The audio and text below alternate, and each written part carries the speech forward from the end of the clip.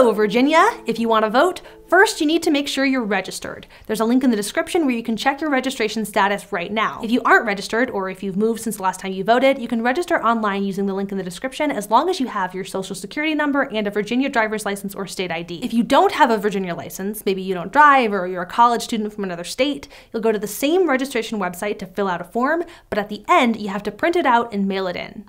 Whichever way you register, you have until October 15th if you want to vote in the November midterm election. Great, so you're registered. Now you get to vote. In most cases, you're going to be voting in person on November 6th.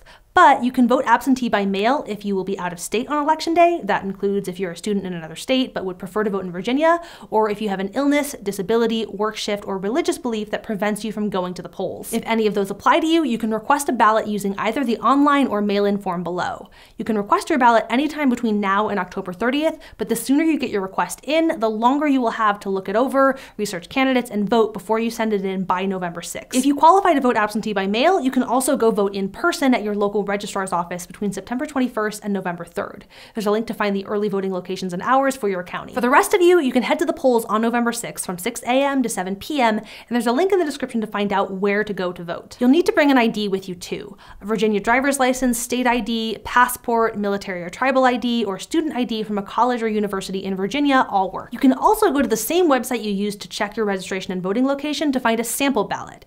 Your sample ballot tells you everything that you'll be able to vote for in the midterm election. You don't have to vote for every single thing on the ballot, but if you want a chance to do some research on the candidates in your local elections, it's a pretty good idea to look at a sample ballot first. You can even fill it out and bring it to the polls with you so that you can be sure you remember how you want to vote. The best thing to do if you want to vote in the midterms is to make a plan to vote right now. From what day you're going to register to whether you're going to vote in person or absentee, what kind of ID you're going to use and where that is, even what time you're going to vote and how you're going to get there.